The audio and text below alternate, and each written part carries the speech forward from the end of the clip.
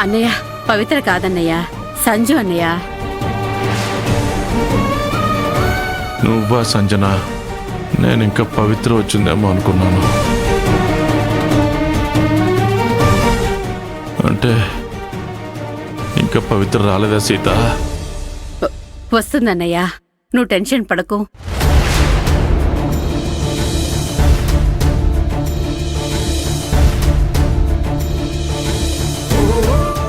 రా పవి. బామ్మ రండి.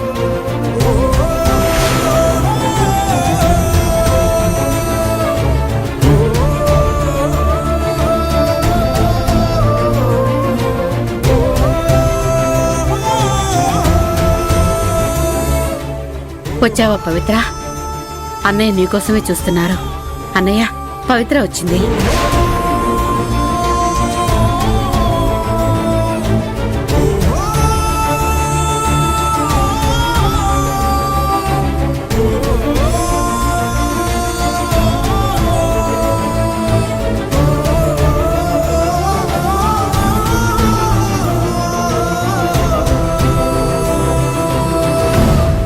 మావయ్య, ఇప్పుడెలా ఉంది?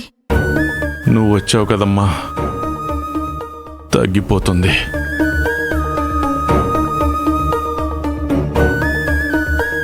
అమ్మా పవిత్ర, నన్ను క్షమిస్తావు కదూ?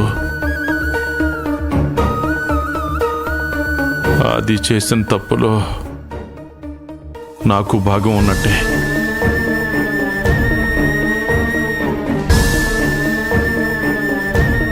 అది మనసులో పెట్టుకుని ఈ మావయ్య మీద నీకేం కోపం లేదు కదా? మావయ్య, మీరు అలా మాట్లాడకండి. ముందు మీరు రెస్ట్ తీసుకోండి. లేదమ్మా,